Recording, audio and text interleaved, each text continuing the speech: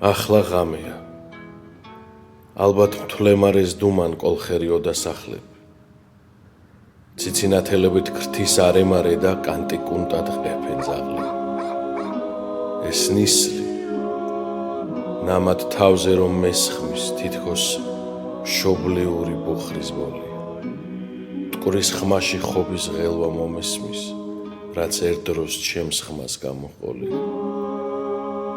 ეს მთვარეც ეზოს დასცქერის ალბათ, ახლოს ეს როგორც იცის ოდიში.